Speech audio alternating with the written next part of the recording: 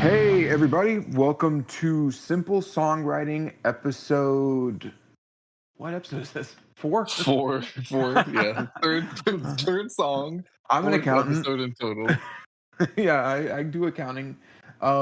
Yeah, this is episode 4. We are talking about kind of a different song, unique little song today that Aubrey chose called Hot Bottom Feeder by Clutch. Um, Yeah. yeah, what were you thinking with this one, man? Um, so I think, you know, after we kind of not really made the decision at the end of our last episode, but we knew we wanted to do a fun song. After I said this song, like the next day, I was like, crap, is that like the right song for fun? And I think the answer is yes. I listen to a lot of quote unquote, I think songs that a lot of people consider fun. Um, I Mhm. think like Weird Al is a big quote unquote fun person. Bo Burnham is another, I think, Yeah. fun person. But I think they're kind of different in the sense of like Weird Al is very much so like parody stuff. I think Yeah. 99% of his stuff. I don't know if he has like originals at all, actually. I Um, think he does have a few. I know so I actually love Weird Al. Bo Burnham's cool, but I like Weird Al a little bit more. And he does have, maybe he doesn't, now that I think about it. I was thinking of like his last album, I think came out in like 2014, or like he made like a 2014 album that was really yeah, big. And I remember it was huge because he was making music videos for every single song and they were all going like viral. But he had that one song that was about like grammar and it was based on blurred lines where it's like, let's do some grammar. How about that verb? You know? hmm Um, and for some reason I was thinking maybe that was an original, but I just remembered that it was a parody of blurred lines. But um, yeah, I think that type of stuff is like comedy music, yeah, whereas that's different from like a fun song, you know? yeah, yeah. So yeah, Um, I think this was a pretty good choice. I had never heard this song before, ever. yeah. I don't know why. Whenever I think of like, I guess if I had to pick like a off the top of my head, Oop, you're I breaking haven't up a really little put bit. except for right Uh-oh. now. Can you I had hear to me? like, yeah. Can you hear me? Yeah, I can hear you now. Say something. Boom, boom, boom. Hey, there. Okay, there you are. I can hear you now. Okay. All right, what were you saying? Can't hear you again. Yeah. Oh, God. Really? Okay, I just Sorry. heard you're like cutting in and out pretty bad. Okay. It might be. It might be. I don't know how great the Wi-Fi is at the condo we're in. Let me go closer to the router. It's upstairs. Okay. Give me a sec. I don't think the Wi-Fi is the greatest. Okay. I don't know. Is this any better? Yeah, you sound a little bit clearer. Okay. I'm just literally sitting on the floor next to the router upstairs, which is fine. I can do that. Anyway, okay. I'm going to pause for a Okay, second. cool. I'm going to pause for a second for the edit, and then I'll resume. Mhm. All right. So yeah, I think like if I had to try and think of like just fun songs off the top of my head, this is just one that always comes to my head. And I think like other songs like Aqua Barbie Girl, but I feel like that's like a different kind of fun. you know? Yeah. No, I think it's a little bit closer to this than like a Weird Al song, but again, yeah, it's almost like those are kind of gimmicky. Like when you're doing Yeah. fun music, it can become really gimmicky and goofy. Whereas this is more like when I was listening to this, I felt like it was like genuine human fun. Yeah, you know? yeah. Like, this There's is the no type of song that yeah, like, it is a tribute to crab cakes, and it is the type of song that you would play at, like, a backyard grill, crab cake, whatever party type thing, you yeah, know? yeah, I agree. Um, There's no, like, so no yeah, kind I of no strings attached kind of thing. exactly, yeah, like, it's just genuine fun. So yeah, I thought it was a pretty fun song to do, and we will definitely get into it, here shortly. Before we do, though, have you been listening to anything this week? Honestly, nothing new with, we're on vacation right now, Mhm. so and we had, like, a 13-hour drive split between 2 days, so whatever would keep my child happy. So, Yeah. we listened to a lot of the Bluey soundtrack, which Oh, actually nice. I think is a great soundtrack. Like, the music Mhm. in Bluey is top notch. My son is actually, funnily enough, a Clutch fan. He likes a lot of their more upbeat stuff, so we did actually listen to some Clutch. And Nice. something else my wife played for him. Something Hotel, some soundtrack to Saints Tokyo Hotel, is Hotel? that is it? No, no, no, no. Oh, Hotel soundtrack, something. I don't remember. It was some huh? soundtrack to some show or movie that I haven't seen, but it wasn't bad either. But honestly, nothing new. It's been a lot of kid focused music this week. Honestly, man, I don't think I've listened to anything new either. We went out Friday night. We were just kind of out with some friends, or Saturday night, and then I don't even remember what we did Friday night. This weekend kind of went by fast. This week's going by fast. So yeah, I haven't listened to anything new really either. I've just been listening to still that new Clayton King song I talked about last time, Espada, and then some Tim Henson. I did start learning Ego Death by Polyphia on guitar. I had a 7-string guitar just come in that I ordered back in February. It took Ooh. forever. So yeah, What brand? Schecter, Schecter, Okay. all the way. Yeah. I feel like Yeah, it's Ibanez Schecter are like the big 7/8 string boys. yeah. I've never really liked Ibanez too much, but yeah, this Schecter it plays great. It's like a Schecter Omen 7-string, Yeah. Omen Elite, and yeah, my girlfriend's dad got me a gift card to Sweetwater, so I got a little bit Oh, of money nice. off of it. So shout out to him. So yeah, New plan and every episode, shout out a family member. yeah, right. Um, Hopefully that didn't glitch up like last time though. uh, so yeah, I pretty much have just been spending the past few days like working on that song because it's just been a lot of fun. Well, it's hard. Ego Death is so difficult. But yeah, nothing new on my end though. So I guess we can just kind of hop into the song. Yeah.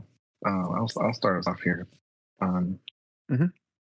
so Clutch is the artist. It is off of their 12th studio album called The Book of Bad Decisions, which Hmm. was released in 2018. Um, I think this might be my favorite Clutch album as a whole. Um, Hmm. it's between that and Psychic Warfare, which came out in 2015. Um, I just think the Book of Bad Interesting. Decisions is like a very diverse album as a whole, and covers a Hmm. lot of different things in very creative ways, including the song "Hot Bottom Feeder," which um, is kind of like, I know you're not as familiar with Clutch as I am, um, Hmm. but that I think they're just one of those bands that I feel like everybody should listen to, and I think you can find something about them that you like. Like they're just kind of like dad rock and roll, like good times kind of music, in my opinion. Yeah. Um, Um, yeah. So it's funny because I only listened to this song to prepare for this episode. I should have. Well, I kind of wanted to just look at this song on its own, but it kind of had. I was actually impressed with a lot of the little things that they did in this, and we'll talk about it. And I was impressed with this song in general. Um, so I might go and listen to this whole album and check some of their stuff out because Yeah. yeah, I think it's a very interesting song. I think my question for you would be: is most of their stuff? Would you say it's fun like this, or do they have serious stuff, or what's the general vibe for Clutch overall? Uh, I would say that it's fun in the sense of like a good time rock and roll stuff, but not fun in the sense of like hot bottom feet or like let's write a song about crab cakes. Like this is a song that just kind of, in my opinion, came out of like a left field of like, hey guys, let's write a song about crab cakes and put it on this album. They're kind of like, okay, you know, like it Yeah, doesn't. It makes zero sense for it to be on this album, in my opinion. But mhm. like I guess what kind of album do you write where you're like, let's put a song about crab cakes on there? This is my seafood themed album. Right. You know, Yeah. yeah. Um, See, I think that's interesting because yeah, like a song like this is very it's a very interesting song to write. Super unique topic. it's also something that I was thinking about this of like, I think Clutch overall is wildly underrated and they should be way more popular. I mean, they've been around for a long time. I think they have in total 18 albums. Yeah, they got a bunch. I was Yeah, looking like at I their mean, discography. yeah, their first album came out in 1993. Yeah. Um, and so yeah, I mean they've been doing this a hot minute and it it really just kind of like I don't get why they're not more popular. And I guess the answer is because they don't really make popular music. Like they do what Clutch does, and that's like Clutch stuff. Yeah. Uh, So you so mentioned that I think on like our first episode, and it's something that was kind of in the back of my mind uh, when I was listening to this song because I actually love trying to think about stuff like that. Like, why is this artist or band popular versus why is this one not, and why yeah, didn't it work out? Or and even like with albums, like why does this album not work for people but this album does, etc. You yeah, know, yeah, and it's kind of like we talked about with Eminem last time about like, okay, I understand why putting the "Without Me" intro at the beginning of Houdini is a very smart marketing move and really can propel the success of the song. And so I like thinking from that perspective. And maybe actually, why don't I clarify this? Because I was thinking about that. I didn't listen back to our hmm Houdini episode yet, but I do think that like I wanna clarify my stance on like success and popularity real quick. I think that it's actually good when bands are successful. I I know that sometimes it's very it's like a common thing to be like, "Oh, they got popular and then they sucked." And it's like that is true sometimes. That absolutely does happen. Don't get me wrong. But I think that wanting your bands to stay underground and wanting them to be unknown, I don't I've never really understood that. I think that you should want your bands to be successful and popular. Now, I'm not making a call on Clutch specifically or anything. I'm simply stating like being successful in music is actually like it's an impressive feat and it's something that you should encourage. And I think that there's a way that you can do it without losing who you are as an artist or as a band, you know? And I think like Avenged Sevenfold is the perfect example of that. Eminem's a great example of that. In fact, most of my artists are examples of that. Like, most because I yeah, like that. I like people that can make music that is popular and has that widespread appeal, but is still very unique and interesting. Like I went on a whole tangent in the Eminem episode about like it's super cool to me that he can do these crazy lyrical fast moments or lyrically impressive moments and put it on a radio single. yeah, So yeah, I like trying to figure out, and I was thinking about that, and I've got a few. Now, to be fair, I'm only basing it on this one song, which is not comprehensive at all, and it's a unique song even from them, according to you. And yeah. so I can't say anything, but I do have a few ideas, and we can get into them as we get into the song. Of like maybe this is why, or like just off of this one song, like I could see why this might not be more popular. Um, Yeah. but with that said, I actually really liked the song. I thought it was really fun and cool. And I was like, if I ever, go to Louisiana and have a crawfish boil or make some crab cakes, I'm putting this on the playlist. Yeah. It's like perfect for it. So, Yeah. I think so. Funnily enough, I was kind of like, whenever I listen to Clutch, I kind of feel like in a sense miffed for them because I feel like they should just be bigger. mhm, Um, I think, with Clutch specifically, I think it's more so like Clutch does what Clutch wants to do. mhm, And I think that they have kind of like this cult following, Like I'm assuming you've never seen Clutch live, but I've seen them live multiple times, and like their shows, and I've seen them in a couple different states now. Every time I've seen them have been packed. Now they're not playing like big arenas, but right. like they have a following, and they show up. Yeah, Um, and yeah, I yeah, mean, yeah. like it's just I just feel like they should have be more popular than what they are. So they're not by any stretch of the imagination struggling in the sense they're just not, they're not probably driving around in Ferraris and things like that. I could be wrong, but I don't think they are. Yeah. No, I agree with you. From what I know about them, they aren't on that like big stadium like arena level. But Yeah, I've definitely heard of them and they're in the conversation. So it's not like like they're in that kind of weird space and they're actually very active. I was surprised. Like they just released an album in 2022. yeah, This album that we're talking about came out in 2018. So like they never really went away. And in fact, a lot of them, I think the members that are active right now are the same members that have been in the band since the beginning.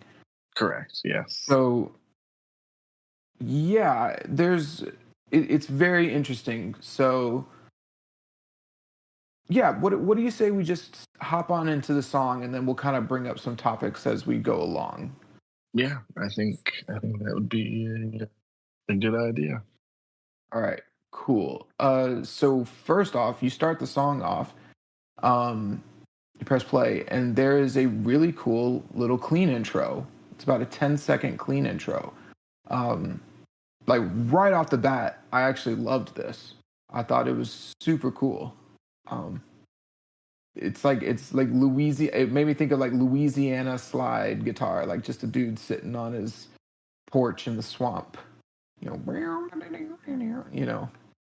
Um, so I loved that. I thought it was a great way to start the song. What did you think of it? Yeah, I think more slide or lap guitar, steel guitar, whatever you want to call it. Hmm. Um, I think it's the instrument that should be used more. Yeah. Um, I think like the first time that I was really introduced into, um, I guess like it as a young child was not that we're gonna not reference it in Sevenfold a million times throughout this podcast, but The Dear God. yeah, dear God, Avenged Sevenfold, Yeah. No, I think it was the same for the me White too. Album, and I was just kind Yeah. of like, holy crap, like that's the guitar. And granted, I didn't at that time, I didn't understand like it is a guitar in a sense, but it's not what most people think of. Yeah. Uh, I think it's called like a pedal steel guitar. yeah, it has Like, like I think a bajillion names, yeah. but I think it kind of again kind of talking about in those 10 seconds they've kind of set a tone already, right? Like you're kind of like, oh, okay, this is different, but like Right. also you immediately know kind of your setting just from a guitar, in my Yeah. opinion at least. Like, No, that's perfect. And I actually love that. I love it when a song creates imagery and a vibe and like it's yeah, like okay, immediately off the bat, it's like here it is. And in fact, it kind of drives me nuts, especially in rock and metal, when they like, for example, they'll start a song off with like a clean intro. You know who's really bad about this, in my opinion, and it's kind of funny because they're such great musicians.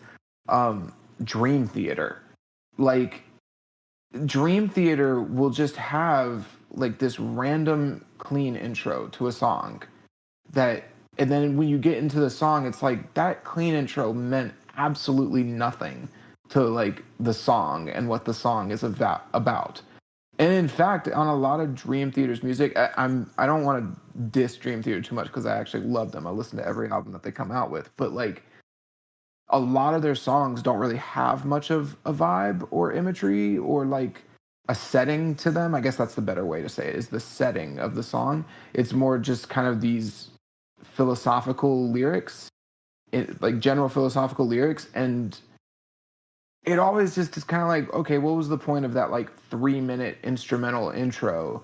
Hmm. Like, it's not really doing anything for me after a while. And is it really adding to the song? And maybe at some point we'll cover some Dream Theater because I think they're bad about it. But anyway, coming back to this song, like, it's really effective, that little intro, just to like, all right, we're getting, it sets the scene, and it's actually very accurate to what the song is about and the setting that it's going for, and the energy that it's about. So I that's probably one of my favorite parts of the song, actually, is just that quick little Louisiana slide guitar thing going, because it's just it sets this song up extremely well. Yeah. So yeah, Um, and it's not too complicated, but it's also not like super simple. It's a fun little jam that it never, I don't think it ever comes back again throughout the whole song. It's just this one little intro they made just uniquely for this part. And I like stuff like that. I think it's really cool. yeah, I think even so, I think the transition from our this clean intro, and me and I were talking about this before we started recording, is what comes next. Of like, so we set the tone with our 10-second slide uh, Hmm. intro, but then we have this kind of it picks up Hmm.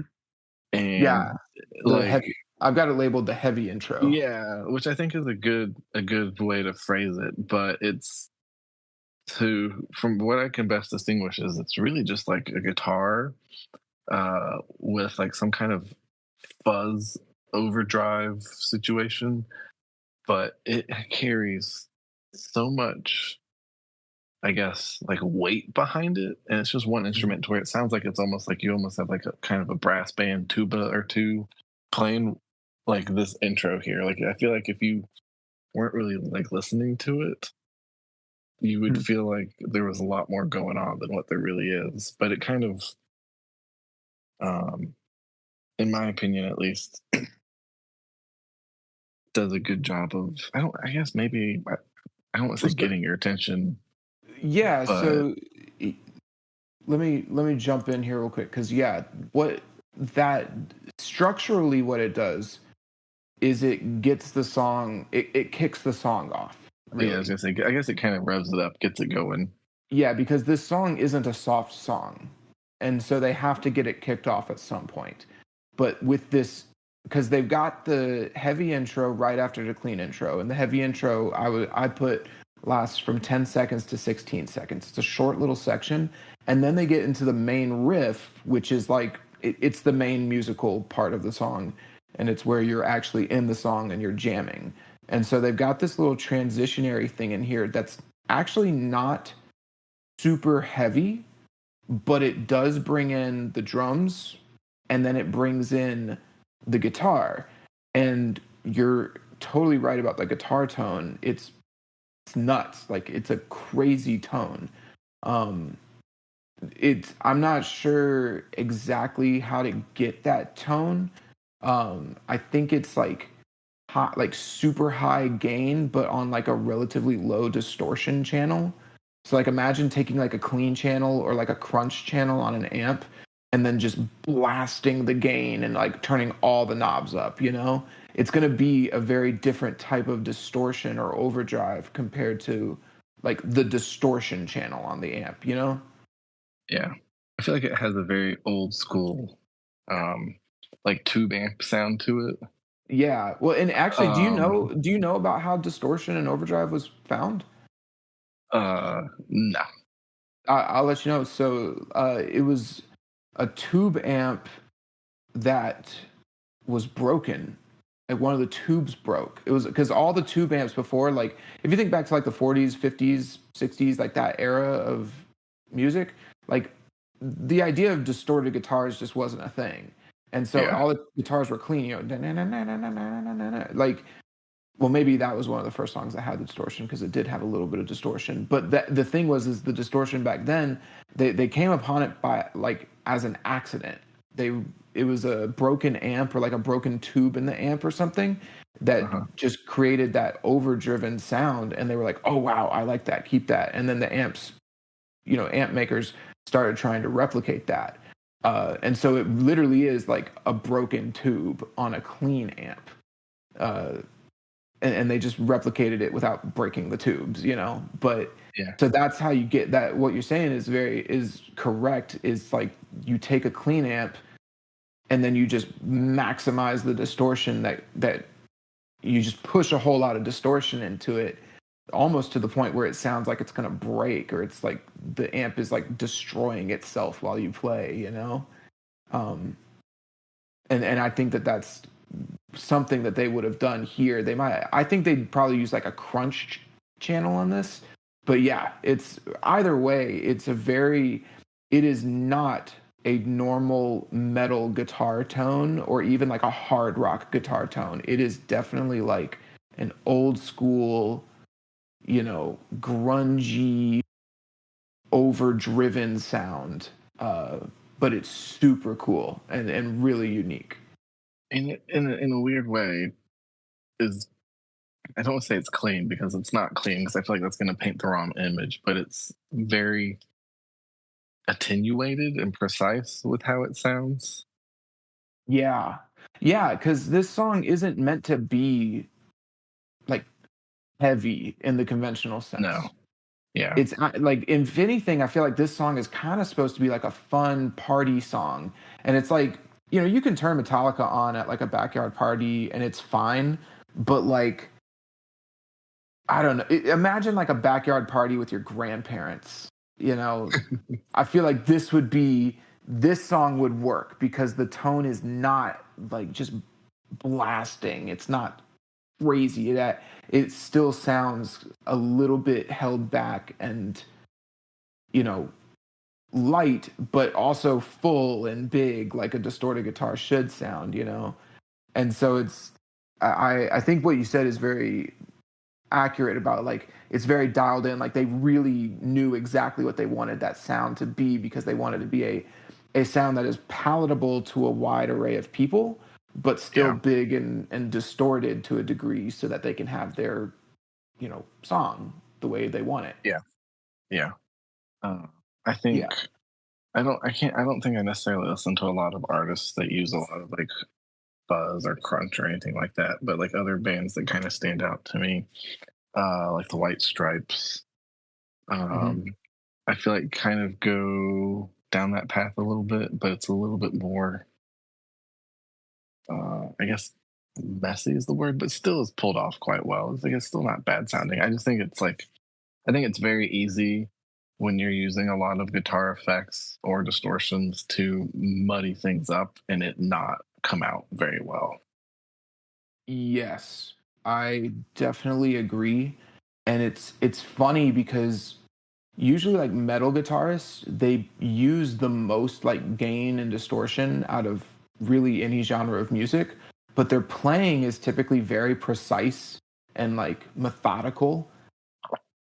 And so it's actually kind of interesting because usually when guitarists start doing things like this, like messing around with the tones and the distortion and the fuzz, it's usually a lighter form of fuzz. Like I think it's funny you mentioned Jack White because even on their big song Seven Nation Army, like if you listen to the quote unquote solo towards the end of the song, it kind of goes like off the rails sonically. Like it just gets really wild. Because they're just messing around with it. And that's fine. It's cool for what they do for that song, but on a song like this, I think it's interesting that they didn't. Let me put it like this: with someone like Jack White on that solo, if you go listen to the solo in Seven Nation Army, he's experimenting and he's like turning dials and going crazy with the tones and stuff. Whereas on this, it seems like they picked this tone very intentionally for the song, and then they stuck with it throughout the whole song. Like they're not just mucking around. Does that seem about right? Yeah, I think that's fair. Um, I think we're trying to not throw shade at Jack White, but I think but like what Jack White was trying to achieve with kind of the messy, muddy stuff was great for his execution. But Yes. I think a lot of artists might be more prone to, if they're trying to utilize this, tone or effect, they might be unintentionally leaning towards the more muddy side when it could maybe benefit from being a little bit more crisp. Yes, I would actually agree with you there. I would agree with you there. Um, but yeah, cool. So yeah, the tone though, super cool. It's very big and distorted, but it's not overpowering and like offensive to the ear. And then this heavy intro here, it's not really to a beat. I don't remember off the top of my head exactly how it went, but it's its own unique composition. Again, kind of like the clean intro. I don't think it's ever played again, and it's kind of funny because it's just like this. It's like, okay, cool. This is a upbeat, heavy song, you know, or it's a heavy song. It's not a soft song, and so this is how we're gonna get into it, is like by bringing in the drums for this like little 6 second bridge intro type thing, and then we kick off the main riff, and then we're in the song. And actually, that's actually I want to point out this is it's pretty interesting because the main riff starts at 6 seconds or 16 seconds, and we've already had two separate sections that are unique happen before the 16-second mark, and like that's impressive. And they aren't simple sections either. Like they're very musical and very effective, and they serve a purpose to the song. So yeah, I think the intro to this song is probably one of my favorite parts of the song, and they do it really well.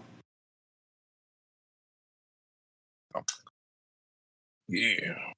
Yeah, yeah. Um, so main riff, I think, still very much so kind of has that kind of crawl boil Louisiana vibe. Um, Very simple. That's one thing I think one of my favorite things about Clutch is that I feel like a lot of their stuff as a whole is pretty simple, but then they have Hmm. some very intricate and unique pieces laid throughout. Um, I think maybe um, another reason I'm a big fan of Clutch is because since their stuff is simple, I can play a lot of it outside of maybe some of those unique pieces. Yeah, um, you know, yeah. um, Um, it's funny. Like I'm not trying to throw shit at Clutch, but that might actually be one of the reasons why they didn't appeal to me as much. It's just because I always like looking up like the super hard stuff. Like I mean, like I said earlier, I'm learning Polyphia right now, and that's like about as hard as it gets right now. So, jeez. I Um, think, yeah, so I think that's worth mentioning. Like, you can be very simple, stupid, easy in your writing, but I think still be challenging in other ways. Um, and yeah. I think No. some of go ahead, go ahead. Yeah, I wanted to clarify like that's not shade at Clutch, and I think that you can absolutely write like great songs. I'm not saying that difficult songs on guitar equals good, because in fact there's a lot of like really great guitarists that I don't like their music at all. Um, oh, what was I about to say? I just lost my thought. That's fine. What were you gonna say? I was gonna say, I think back like when I was like trying to teach myself and was learning guitar and was taking lessons here and there. Um, Coming from like a effects perspective, I felt like like in my earlier days, I would rely, maybe not rely, but I'd be more prone to like experimenting with different effects, like Hmm. chorus pedals, delays, reverb, phasers, flangers, all those kinds of things to kind of make up for my lack of technical ability. Yeah. Which I don't think that's what this is. Like Tim Saltz, I think is how you say his last name. Hmm. I think is Salt, not Saltz. I think he's actually a phenomenal guitar player. Um, Hmm. and I just think he likes to kind of be more in the experimental tonal world than a lot of players feel comfortable doing. And I think he does it very, very well. Yeah, it's actually kind of funny because I only recently, on some of the music I've been working on lately, have I really started experimenting with like different effects, at least like to a significant degree. Again, like I'm not trying to toot my own horn, but I got good at guitar, like pretty freaking good at guitar pretty early on. And so it's funny because like when you can play almost anything, you almost become obsessed with just the playing aspect. And so you have to learn, okay, how do I take like all of the skill and apply it in a way that's like musical? And that comes down to just writing riffs and guitar parts and solos that you like, that are enjoyable to play, but are also like musically sound good. And it's funny because I guess the point I'm making is it's almost like this catch 22 of you miss out when you get the skill, because like, and again, I don't mean to brag, but like I've got the skill, and when you have that, you almost like don't think about all of the other options available to you as a musician. I've been playing for like 15 years, and it really hasn't been until like the last year or two that I've gotten super in. I got neural DSP on Logic, which basically lets me change I can record a clean, like a DI guitar track straight into Logic and then change the tone on the fly. Basically, I can change everything about my guitar sound in the system rather than having to like work on it before I record it. So I've been able to just do crazy stuff like I can use whammies now and pitch shifters and all of this other stuff. And it hasn't been until really the past year that I've actually experimented with that stuff significantly. So I guess what I'm mentioning is that there's so many options when it comes to sound, and there's so many ways to be creative with your effects and with your amps and your tones and all of that. There is this catch 22 of like some of the best guitarists I know actually make really boring music. Like, no shade here, but like I actually don't really like listening to someone like Joe Satriani or Paul Gilbert. Like, I think their music's kind of bland. Um, it's not bad, and they're some of the greatest guitarists ever, period. But I've never particularly enjoyed listening to it.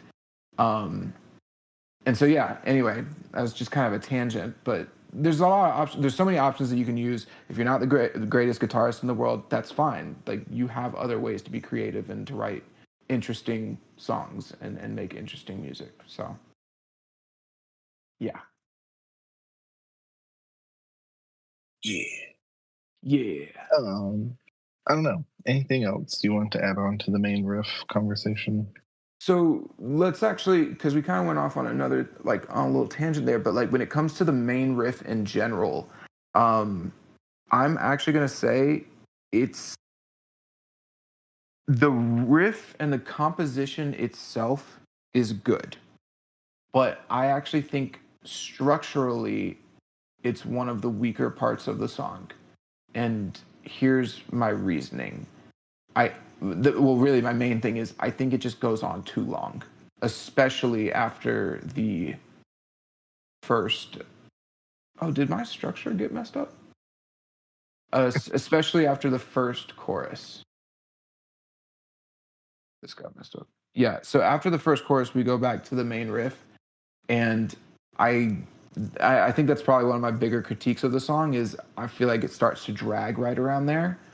Yeah. Um, and even in the intro with the main riff playing, like the first time I listened through it, when the riff goes through, I think they play the section 4 times in Hmm. total. And when it played it twice, I was like, okay, cool. And then when it started the third time, I was like, I almost instinctively like was about to fast forward through it. I was like, no, okay, I'm gonna listen to it. It's like, because it's just Yeah. it's nothing crazy. We get it. No. Um, Yeah. and it's still keeping with that bluesy Louisiana vibe. It's so there's nothing compositionally wrong with it. I just think you could probably have the you could have it the length that they have it now, the first time, but I think the second time they definitely should have cut it in half. I think that would have served the song a little better. And maybe just so real quick, let me just like do the numbers for you. The main riff goes from 16 seconds to 35 seconds, meaning that main riff is now longer than the two sections that came before it combined. Because, the two sections before totaled 16 seconds, and then the main riff totals 19 seconds. And in unfortunately, and like the main riff is kind of repetitive. It's actually the same thing that repeats four times. I was gonna say, So yeah, it doesn't go away. yeah. So I am gonna give them a little critique here. Like this, that got a little stale, and rock kind of is notorious for this, where it's really I think one of the biggest things when it comes to rock and why it's so notorious is because like rock musicians are actually playing the instruments, and so it's very hard. Like you can look at a pop song or like an EDM song or something, and or even a rap song, and like there will be all these different instruments and changes that happen all throughout the song, and that's because it's all just pre-programmed in. And but like for a general rock song, they're having to record and rewrite, and it can't just be like, oh, I want to change that one note. Like if you don't like a note in a rap song, you can just move the MIDI, you can just move the note in the software, and it's done. But if you don't like a note in a rock song and you want to rewrite something, you have to re-record the whole riff. And then if you're playing a heavy riff, you've got to re-record it twice because you typically record rhythm guitars twice in a rock song and put one in the left ear and one in the right ear.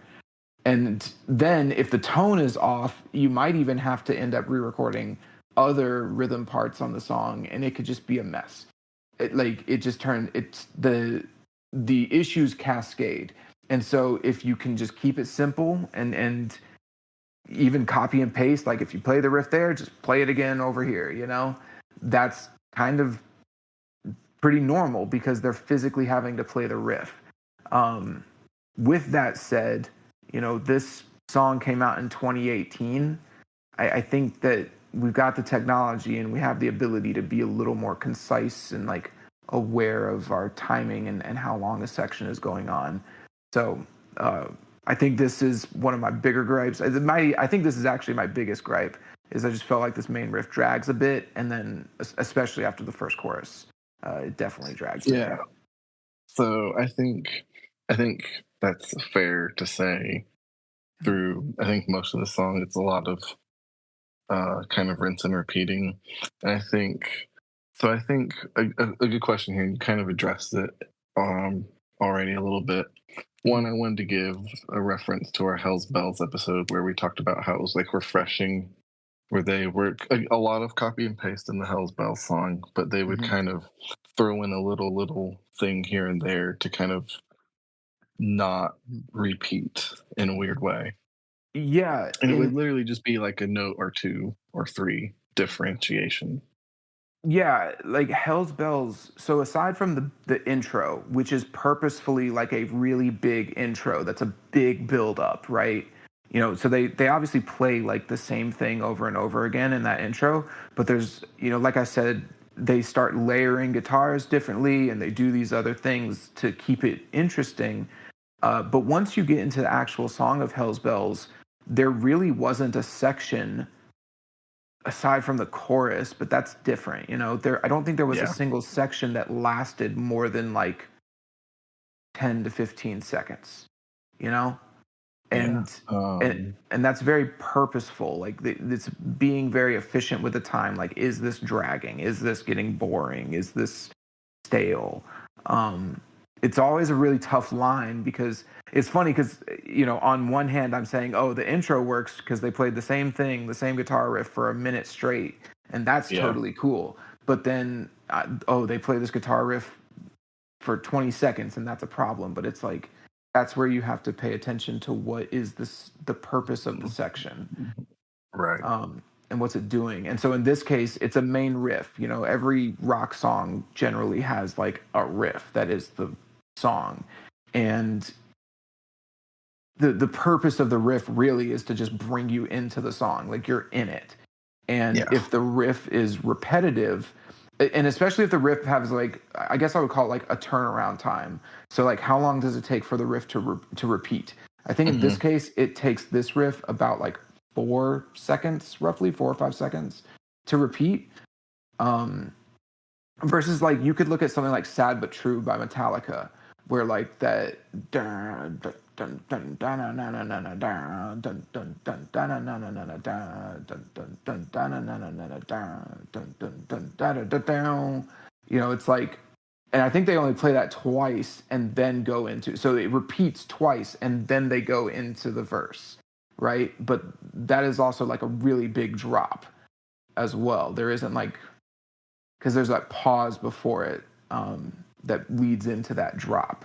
Whereas the song is pretty fast paced and it's getting going, and we just had a heavy section right before it, and then we get into Hmm. the riff, and it's like that lead part specifically, it repeats much quicker than the "Sad but True" riff, and so you know it repeats twice, and you're like, okay, cool, I've got it. Like I understand what this is. I'm ready for the song to progress. And then the third one starts, and it's like and then you know it's going to go a fourth time. You know it's going to go Yeah. again, and I see that a lot with rock songs, and it's like that's why I said I almost instinctually I'm like, all right, we know we're going to play it 3 and 4 times, and there's not going to be a difference. Now here's the thing, you can, which brings in a good point of like if you're writing a song and you are afraid, well, is this riff sounding a little bit stale the third or fourth time? You know, if you're a songwriter listening to this right now, change it, do something different the third time. Like you can do that. In fact, it's pretty normal to play the riff first time and then the second time, and then third time do something really different, or like add a little flavor to it that makes people want to listen to it that third time, and then you can return back to the same thing the fourth time, and then you can come into your verse, you know? But give a reason, like have there be a reason for the riff to last as long as it lasts, you know? So this will segue me into the pop world, where I think a lot of pop songs are just basically the same song for however long. They may have intro or something like that, but the same general copy and paste format without any flavor for the most part. Yeah. Well, pop usually doesn't have musical sections. Like they might kind of mimic a musical section or like pretend with the chorus. Like the vocals will lead into the chorus, which is, and it'll do something like oh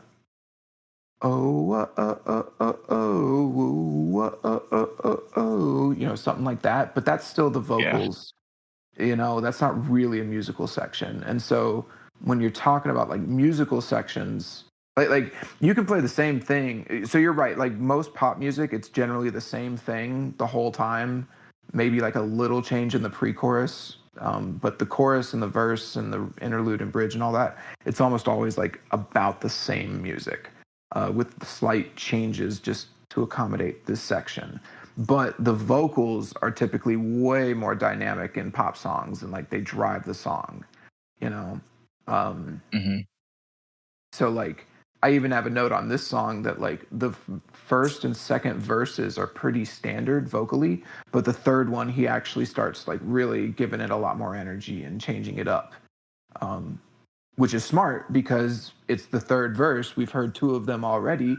How can you make this one, you know, more interesting, and like something that people will want to wait to listen to if they're listening to the song, you know? Yeah. So So that was you answered my pitfall question of why is that okay in pop songs but not this song? yeah, it's typically because pop songs don't have a main riff. There isn't Yeah. like a riff that's It's playing, it's and used pop to song, like, and not to, I'm not trying to like defend pop music here, but like pop songs are typically like psychotically obsessed with the structure and the timing of things, like to a degree that's I actually think is bad for music. Like, if it, you know, that's why pop music nowadays is like 2.5 minutes. Is because they are like scientists sitting there like making sure that, okay, is this too long, is this too short, is this going to be good for radio play, etc. So like like if you're looking at like a big pop producer like Max Martin, and he's working on a song for some random pop star, there's no way in hell, no way that he would approve of a 20-second musical section at the beginning of the song. Uh, even with, I think there's even like a rule in pop music that the vocals have to come in by 30 seconds, or they just, producers wouldn't pay attention, um, or like record labels wouldn't pay attention. So Um, that's interesting. I did not know that. But I guess like the big, just to kind of simplify it a little bit here, is basically the big difference in the driving force here is pop music is more vocally exciting, and that's why it's not relying on like the more. It's weird to say music because it's all music, but it's not relying on the theoretical instrumentation. It's more so relying on the vocalizations. yes. So you can have the same thing. So kind of like the Eminem song we listened to last time, where like you can have the same thing over and over again on the instruments, but the vocals need to be interesting enough to carry it. And like I think Houdini is a good example of like that 10, we talked about like that 10-second loop of music that Eminem is rapping over. He's probably one of the only people on the planet that could make that 10-second loop that interesting for that long on the song. You could give him that 10-second loop for 3 minutes and he can make a number one hit. Whereas that's very difficult to do. But nobody would want to sit there and listen to that 10-second loop by itself for 30 seconds, you know? Right. Yeah. And so if you're going to make a musical section, that's one of the reasons why I wanted to complement the clean intro and the heavy intro, basically all the music up to 16 seconds so much, was because they really put the effort in on those intros. Like they composed very specific compositions for the intro to the song. And then you get into this main riff and it's kind of repetitive and a little bit of a waste, in my opinion. Like they're just kind of, all right, we're in it, we got it. And then they just keep going. It's like, okay, cool. Like we had the momentum, and then now we're losing it a little bit, just a little bit, like not totally. Yeah. So I think, in my opinion, here the interesting and the challenging part, like, yes, this is a song, but it's really, in a sense, almost like a directional. I was gonna say directional video, but it's not a video unless you're watching the music video. But it's really just giving you directions musically. Mm-hmm. Um, so I feel like that kind of maybe shoots the song in the foot a little bit because I feel like you have to be a little bit more reserved in some of the things you're doing in order to get your message across, which is how to make some tasty crab cakes. Like, you know what I'm Uh, saying? no, exactly what you're saying is. I'm glad you brought that up. I was actually just about to bring that up to kind of close this out, because that is exactly why this was an issue for me, because this song is not like this song is not some deep meaningful work of art song. Like this is a fun song about crab cakes. That's what it is. It does, that doesn't mean it's bad or good or whatever, or we're talking about whether or not it's bad or good right now, but like that's what the song is. So the vocals, I think, and the lyrics are what really make this song kind of special and like unique and fun. The music is pretty normal. There's some cool stuff that we'll talk about, especially in the verse. But like this riff is not like a game changer riff for music, and it's not even really what sets this song apart from other songs. It's almost like a formality. Like, yes, we're in the song now. This is the riff. The riff fits perfectly. You know, don't what's the phrase? Like, don't overstay your welcome type of thing, you know? Yeah. So yeah, so that's the main riff. And again, I want to say it again. The composition of the riff, like what they're actually playing, totally cool. It's really cool, really fun guitar lead over that awesome distorted guitar. The drums are kick ass. Actually, the drums are great all throughout. I'll talk a little bit more about that in the verse, but like the composition of the main riff is really cool. They just, I don't think they should have played it the third or fourth time. So yeah, that's just kind of my thoughts on it. But yeah, I think that that's good on that. Unless you had anything else. No, I think that that wraps up that main riff pretty well. Cool. So we get started with the first verse. Um, we get the vocals come in. Uh, this verse is super interesting. It is really, really weird. Um, it's really weird. And the first time I heard it, I wasn't even. I was like, "What is going on in this verse?" Like, I don't quite understand it musically. It took me a little while to figure it out, but it's because the drums are hitting the snare on the four of the measure. And so what that means is when you think about like a drum beat, right? You have like one. If you hit it on the three, most drum beats hit the snare on the three. So you have like one, two, three, four, do, do, dot, do, dot, do. But this one hits it on the four. So it's like do, do, do, dot, do, dot, do, dot, which is super strange. And it's a very unorthodox beat. You know, go and listen to the song and listen to the verse. It starts at 35 seconds, and you'll hear that it leaves a lot of room open, and it's almost kind of hard to find the beat. But once you find it, it's definitely there. The drummer is fantastic in this band, by the way. But yeah, that was the very first thing I noticed when I listened to the song. I was like, what is happening in this verse? Like, where is the drum? Where's the beat?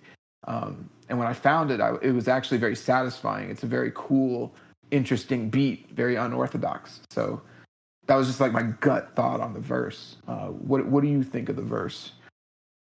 I think trying to go back to like when I first heard the song, took me a second to really figure out like what the heck are we talking about here? Yeah.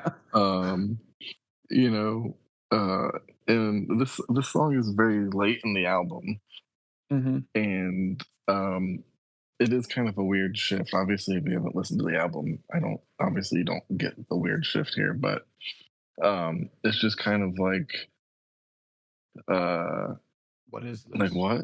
Yeah.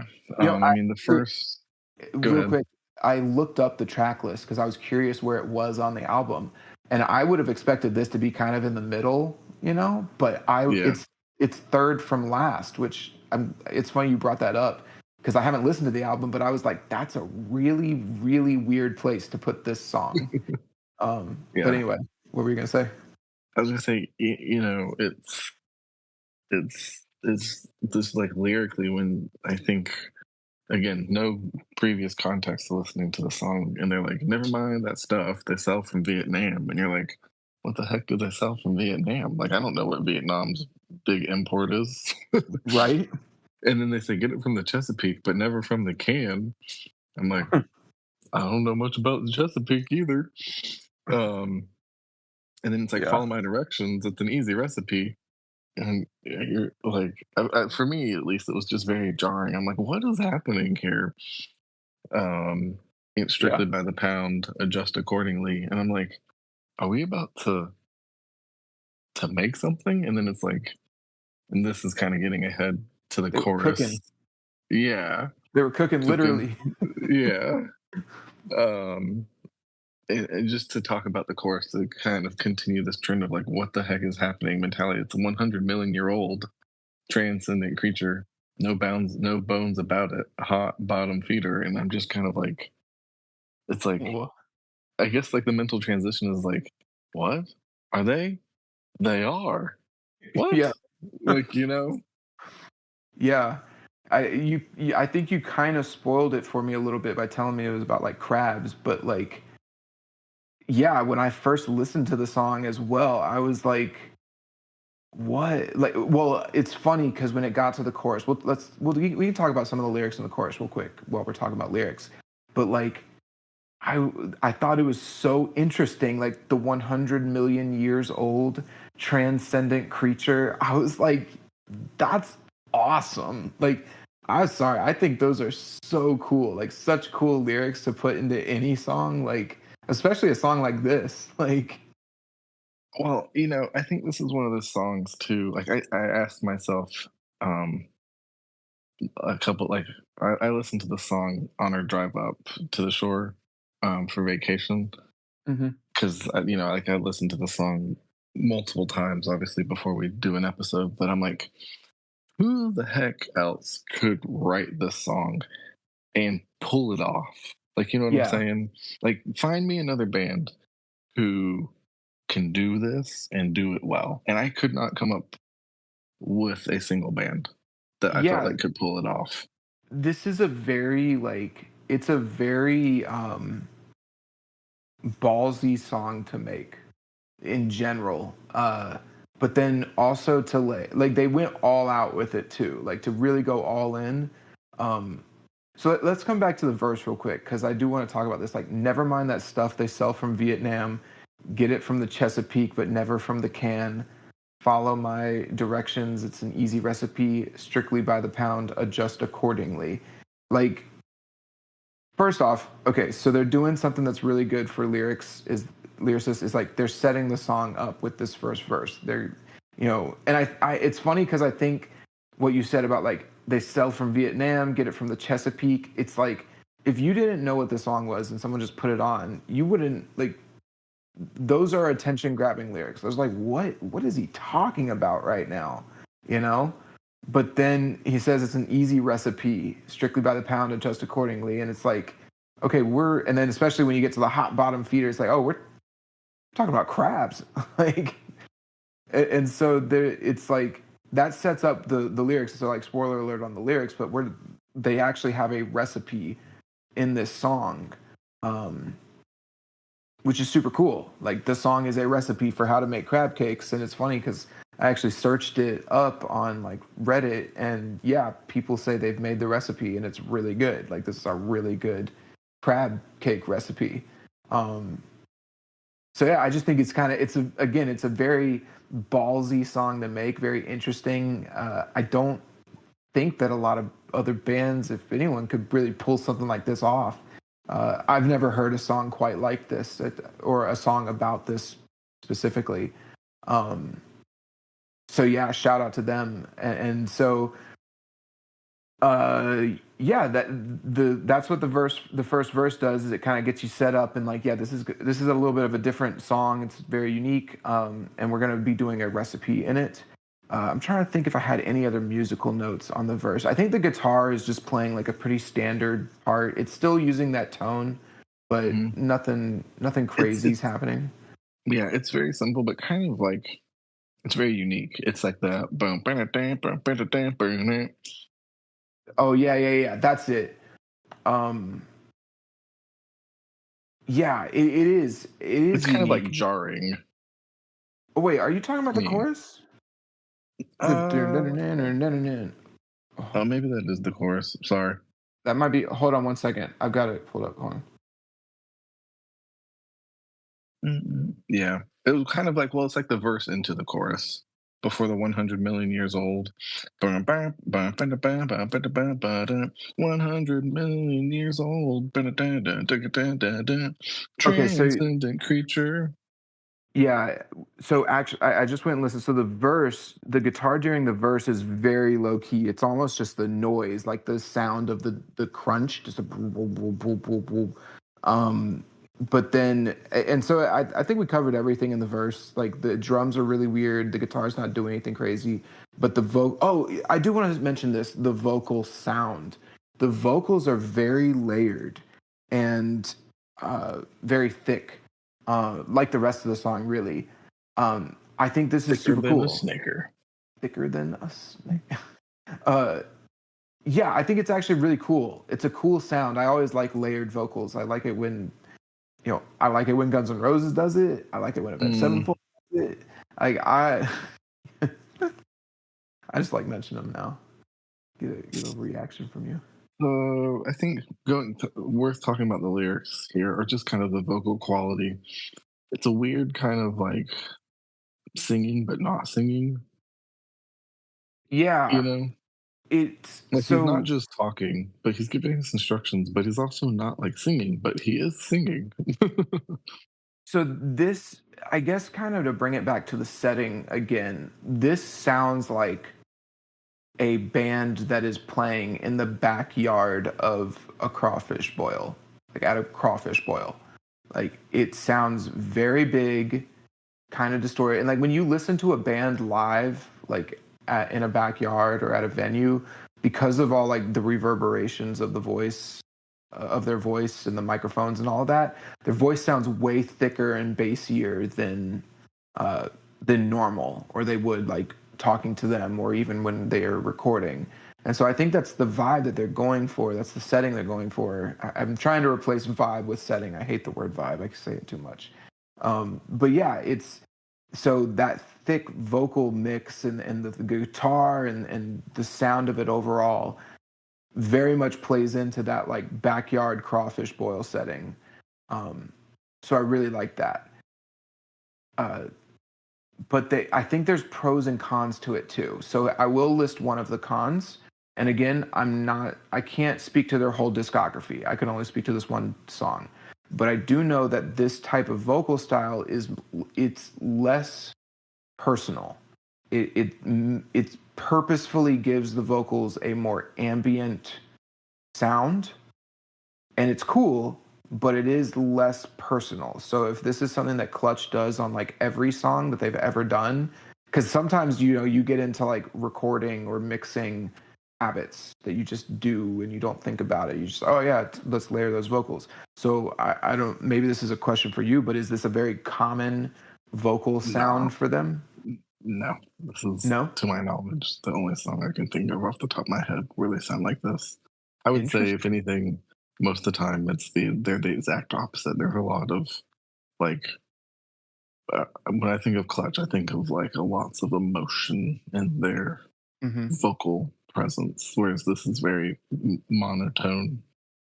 Yeah, it's that ambient, like you said, it's almost like talk singing. And it reminds again, it kind of just reminds me of like a young band playing at a garage party, like for their for their or a backyard party for their friends while they were eating crab cakes or whatever. So anyway, I just wanted to comment on that vocal mix and like what that does. So, and real quick, just so the listener understands, I don't think I explained this properly.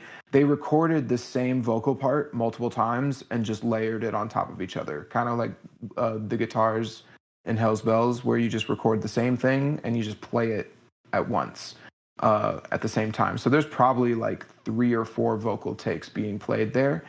uh, that's how harmonies are done typically, as well as you'll sing one vocal take and then you sing another one in a different, with different notes, and that's how you come up with your harmony. And there's something to be said about doing harmonies very precisely and singing the same thing very, very precisely and doubling it or tripling it like that. Um, we mentioned that with Eminem on Houdini, where he did like a 3-part harmony on that part in the second verse, where he says like, "And I've got zero doubts that this whole world's about to turn into some Girl Scouts."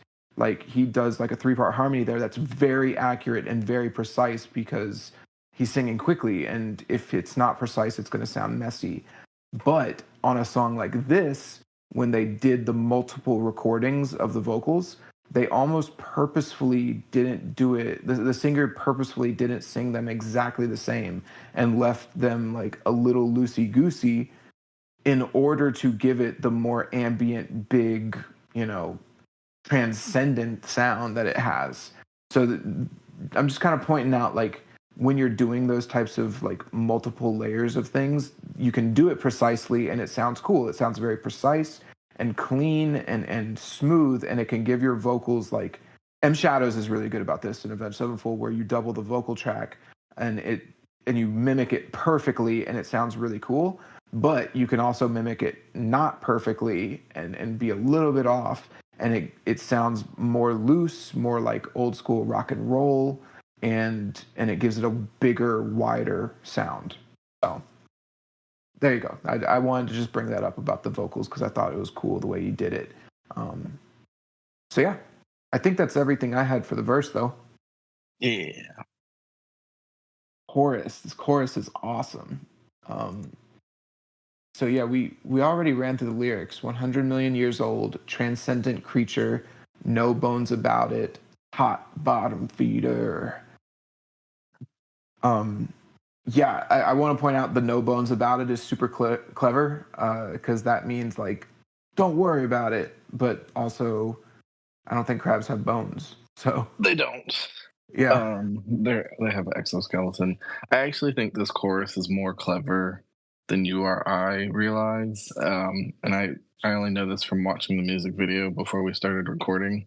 Hmm. Um, I think that they reference in the music video. It's worth watching for a couple reasons. One, um, it's just kind of funny and unique to see Neil, which is their lead singer, make crab cakes and do his talk singing, but it's very much so in the music video talking, and it's kind of like awkward to watch.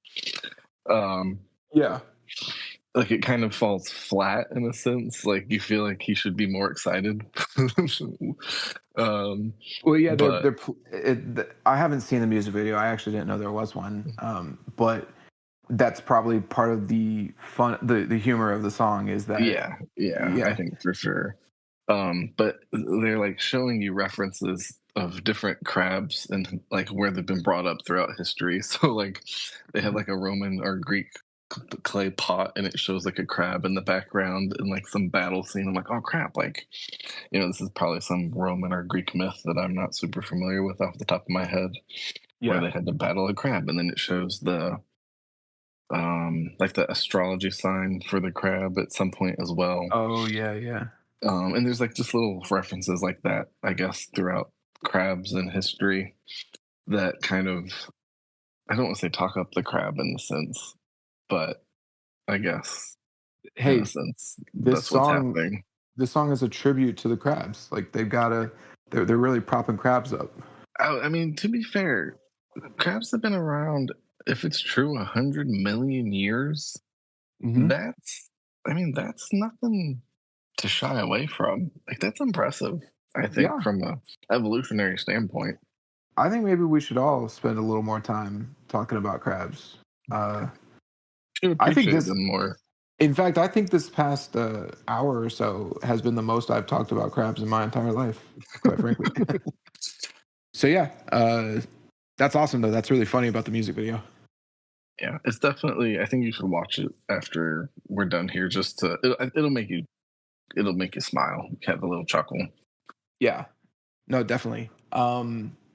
But yeah, I think just the first thing that I noticed about the chorus. Well, there was a musical thing that I'll point out in a second, but the lyrics, I just because I didn't look up the lyrics before I listened to the song, and I was just like, "Yo, these are hilarious!" Like 100 million years old, transcendent creature. Like I just love that those two lines. I think that's super funny. Um, but the first thing that I did notice when I listened to the chorus was it has a call and response chorus, meaning uh, what I mean by that is you have the guitar riff, which is the dun dun dun dun dun dun dun dun dun. On 100 million years old, dun dun dun dun dun dun dun dun dun, transcendent creature. So by call and response, I mean you have one thing going, you have the guitar riff play, and then it stops, and then the vocals sing, and then the guitar starts again, and then the vocals sing, and they go back and forth between each other. Um, it's a very interesting way to do a chorus, actually. It's kind of, I don't think that's super common. Usually the chorus is where things get bigger and the guitars play open chords or something. Um, but to have the guitar start the chorus and then the vocals be the response to that, I thought was really cool. I've never thought about it like that, but now that you point that out, like yes, that makes tons of sense. Mhm. Subconsciously, like yes, my brain knows that's what's happening. But now that you pointed out, I'm like, oh, like yes, Yeah. that is what's happening. Yeah, it's really it's definitely interesting. It made me think of I put my note here. It made me think of Tonight the World Dies by Avenged Sevenfold. That's one of the only other rock songs that I can think of.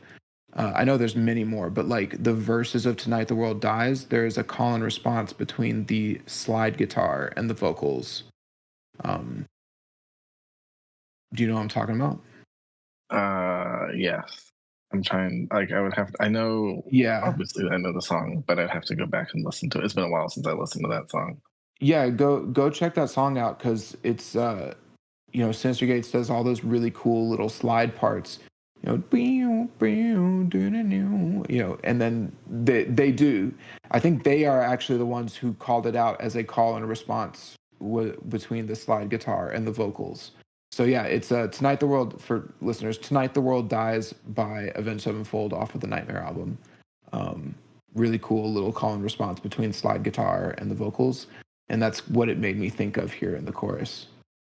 So. I think we should challenge ourselves in an episode to not reference Avenged Sevenfold. Man, here's the thing. I'm a here's Avenged Sevenfold does so many things right in my opinion, I and we'll do. do I an Avenged agree. Sevenfold song.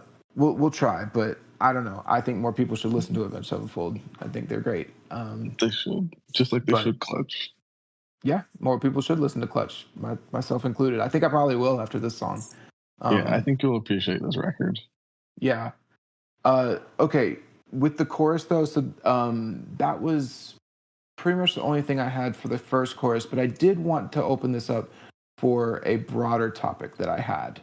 Hmm. Um, and so specifically, I wanted to talk about taking risks in art, uh, like with your music. So when we talk about like artistic merit in a song, and we talk about like the quality of music, like, and even for this show, like one of the big taglines is that it's like rational, objective analysis of music, right? I want to point out maybe my standards for like what I think is a good piece of art. And really, I think it comes down to, first off, I think that art is supposed to be some reflection of like human experience and reality. I don't like it when you have art that is based on other art that is also based on other art, and you get this sort of extremely derivative, like, I think that's actually something that's happening in music. um I don't want to talk about this too much because I actually have another show that I'd want to do this on. But in general, I think that when you look at music and art, there needs to be some level of risk. And one of the biggest problems I'm having with a lot of music nowadays is that it's so safe, it's so stock. Like the idea that you would make something in a song that might be, I don't want to use the word offensive, but I mean like a sound that might not be immediately pleasing to the ear. People don't want that. People can't take that. It drives me crazy. We're actually going to talk about this next week. We'll give a little like teaser at the end of this of what it's going to be. But one of my biggest issues is how safe everything is. So yeah, what do you think about taking risks in music? Yeah, so I think a couple things kind of, I'm very much so, I think, in the same mindset of you of like, um, I don't know how much of it is just kind of where we're at in society, where it's not so much about taking a risk as much as it is just revenue and profits. And Hmm. so if you can cookie cutter the crap out of something and get it out, I think that's more important than, for a lot of people and artists at least, more important than like Hmm. fine tuning something. Um, Yeah. and maybe maybe that's a very overgeneralization, but I'm very much so in the mindset of like I would rather have an artist who pushes themselves and maybe doesn't hit the mark every song or every album, but does something different than releases the same songs or albums over and over again, which I think is why Avenged Sevenfold is one of my favorite bands, and why Bring Me the Horizon is one of my favorite bands, because they, I feel like, Hmm. are constantly pushing themselves to create new big things. And in Mhm. my opinion, I don't think they've missed the mark yet. Like it's going to happen eventually. I think like that's just part of it. Maybe I'm wrong. I would love for them to never miss the mark. Um, Mhm. I think we're in a world now where um, money and ease Mhm. um, and just getting something out, I think, is more important than quality. I think the And ease I think it's good you bring up yeah, the ease because that I almost feel like nowadays that's, like, become more significant than the well, money.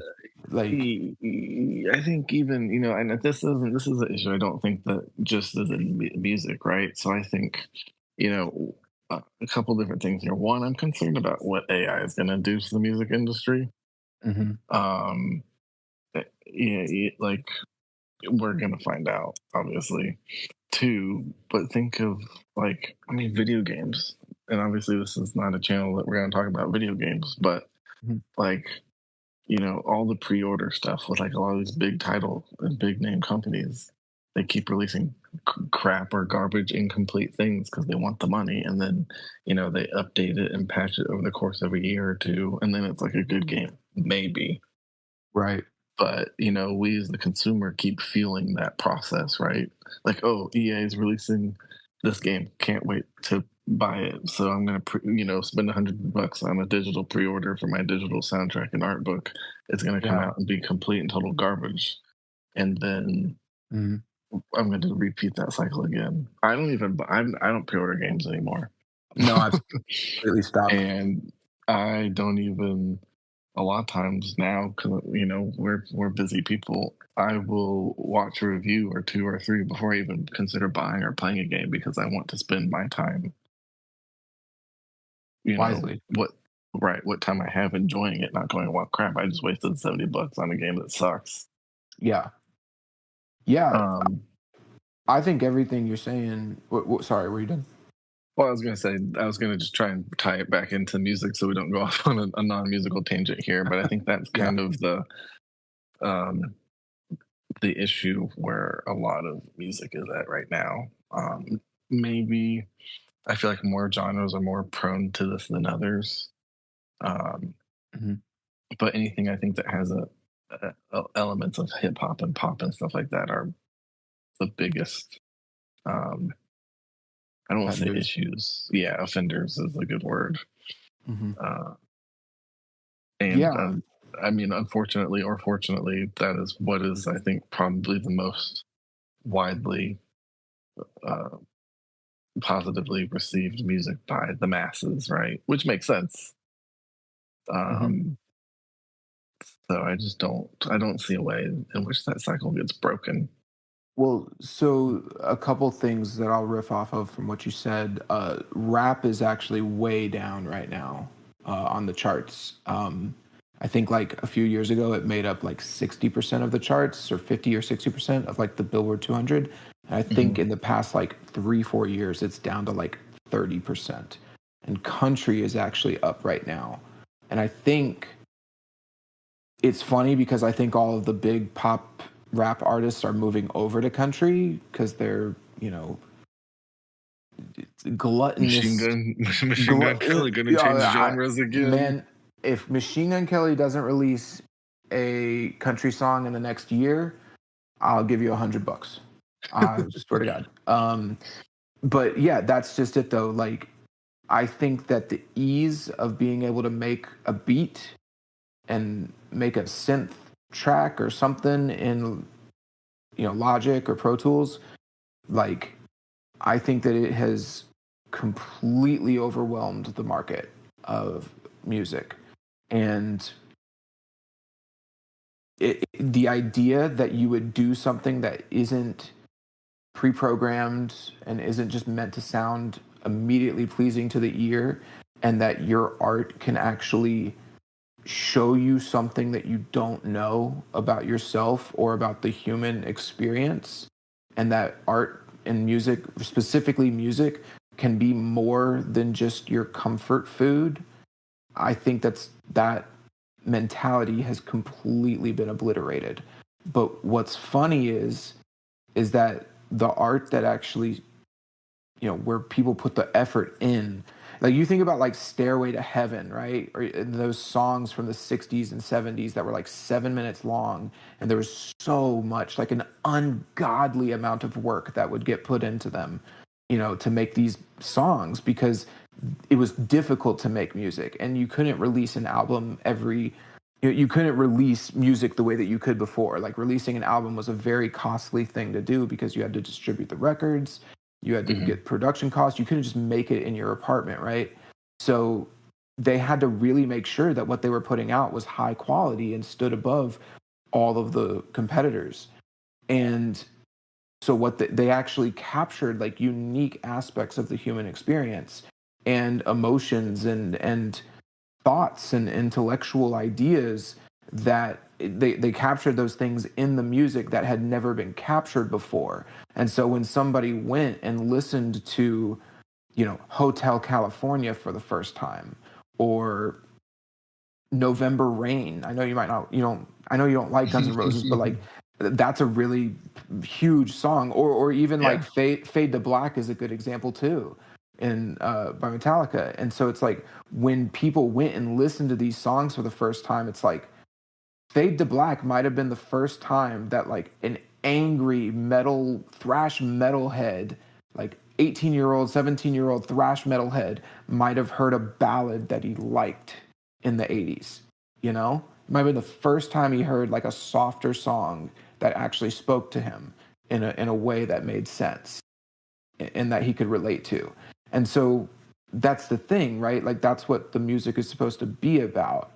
But the idea, like that has just been completely lost. The idea that music is supposed to be a reflection of being human, and the experience of being a human and the reality that we live in.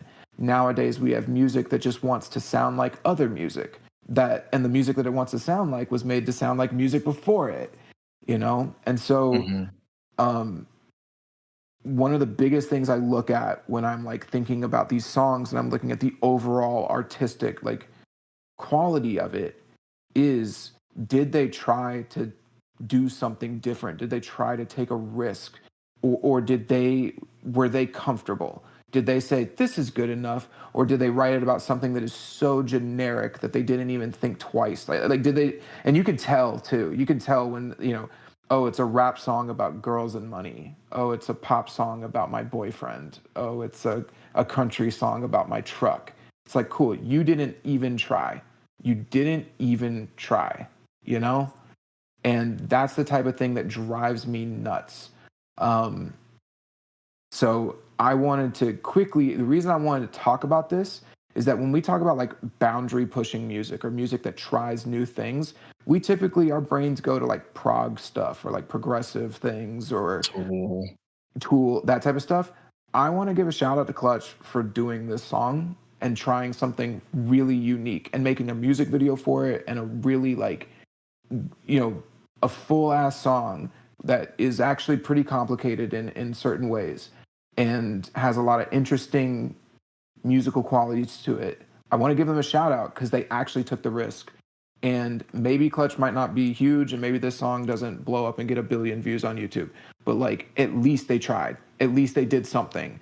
And it's like an actual song about a real experience. And you can do that, and it doesn't have to be about like the nature of death or losing a loved one or something. You can write a song about making crab cakes and make it a really good song that's enjoyable, you know? So I like, that's one of the reasons I wanted to point it out, because I'm tired of it. I'm tired of listening to a songs about like my girlfriend left me. Like I don't want to hear it. Like I've heard it a million times. Rap songs, I can't listen to rap. I think that's one of the reasons why rap and pop are on the downtrend, is because they keep doing the same thing over and over and over again. So Yeah. yeah, I mean, that's a whole. We could very easily continue to go down this rabbit hole, and it's yeah, perhaps best saved for another yep. thing. No, Uh, definitely. I totally agree. like I said, I wanted to at least state like how I feel about the art of music and why. Because yeah, that's I think that's a big thing when it comes to this show. When you look at the music that we like, it's typically going to be music that tries to do something different, even if it doesn't succeed. In fact, I think it'd be worth pulling up a song at some point that tried to be different but failed at it and didn't end up being a very good song. Yeah. I think Kanye's probably got a couple that we could pull from.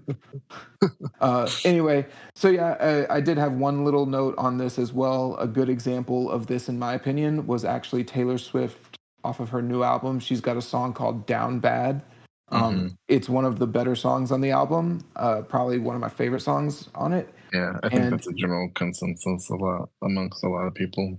yeah, and it's because the song like it's a metaphor for dating a guy and then he breaks up with you and you're just kind of left alone, but she actually like really went all in on the on a secondary meaning, which and it actually could be the primary meaning because of how all in she went on it, of it being about like an alien abducting you and taking you to his planet and it's wonderful and you love it, and then he's like, okay, cool, I'm going to drop you back off on Earth now, and then you're like, what? No, I want to go back there. Like, you can't just leave me. I think she even says like, you can't just leave me in a field, like. So I think that that's really interesting, and so it's like that's a good example of like, look, it doesn't need to change the game. You can still write your song about your boyfriend or girlfriend if you want, but like you could put a fun twist on it and make it about like an So, alien abducting yeah, you. that's what I was gonna say that I wanted to say before, but I was afraid to go off another tangent of I will listen to 100 songs that are about breaking up with your boyfriend or whatever, as long as they're done well. Exactly. I don't need the subject material to change so much as I do the execution. Yeah, and that's the thing. Like if your lyrics are "You ripped my heart in two, I will never forgive you," like what are you doing? What are you doing? Come on, step it up. Like step it up. So yeah, and I mean I agree with you. I can listen to a ton of songs about 100 songs about relationships because relationships are such an integral part of the human experience. There's so many Yeah, aspects to them. So like I don't think that that topic will ever get old ever in art because of how like how integral it is to being human. But yeah. if I have to listen to another song that's like boy you're so fine, wish you would be mine, oh Jesus. So Mm. anyway, okay, that's all I had for the chorus. I think we can get over to the second verse, which Yeah, musically is a copy and paste. Oh, real quick, so yes, we leave the main riff, or we leave the first chorus, we go into the main riff. We already talked about it, but I think it yeah. drags way too much here. It should have gotten cut in half, in my opinion. Um, then we get to the second verse. Musically, it's cut and paste, but lyrically, he starts to actually tell the recipe, um, which is really fun. It's don't bother with the lump; it won't stick together. I prefer backfin, and there's nothing wrong with special. Powdered mustard, parsley, and a dab of mayonnaise. Just enough breadcrumbs and one raw egg. Like, it's funny that you mentioned the talk singing because I don't think any of that rhymes. So, uh, no, it does not. yeah, I Um, it, yeah, but again, I the don't. way that he executes getting it across flows well.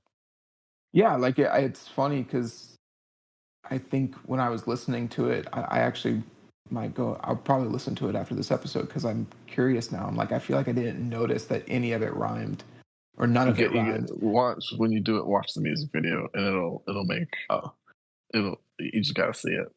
okay, yeah, I'll check out the music. Is he actually making the recipe? Yeah, he's literally like in the kitchen cooking. That's awesome. Yeah, Yeah, but okay. So anyway, there's not really too much else to talk about it there because yeah, it's just that's it's the recipe. instructions. You Yeah. know what?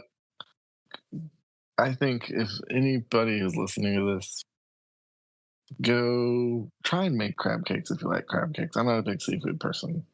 Same. Um, And let us know on our social medias, which we'll mention at the end of this episode, how the recipe turned out for you. Nice plug. And if someone does it and says it's good, I will make it myself. And I don't I actually think I've ever had a crab cake. I don't think I But have either. if Clutch says it's good, I'll give it a whirl. That was like Avenged Sevenfold with NFTs for me. That's all. Ye That's what That's the another whole. episode. Nope, nope. Nope, we're No, not doing sir. that. Nope, we're not Another doing that. episode.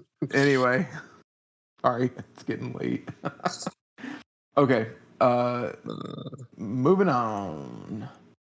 Kids, don't yes. buy pictures of monkeys on the internet. Okay, uh, we get to the second chorus. Um, Yeah, okay, so the only note I had for the second chorus was that the drummer does some really cool percussion during the line transcendent creature when the singer is singing transcendent creature. He's like hitting some type of bell or cymbal or something. Yeah. It's really cool, and one of the reasons I pointed this out is because during the third chorus he does the same percussion, but he does it during No Bones About It, which is the third line. And so I just want to point out that this is very interesting, and it kind of shows to me that they didn't copy and paste the drums, um, which is very impressive. He played the whole song and came up with different things for the different choruses. So again, shout out to the drummer, like really cool stuff. I feel like this is like a pop song disguised in a rock song. Yeah.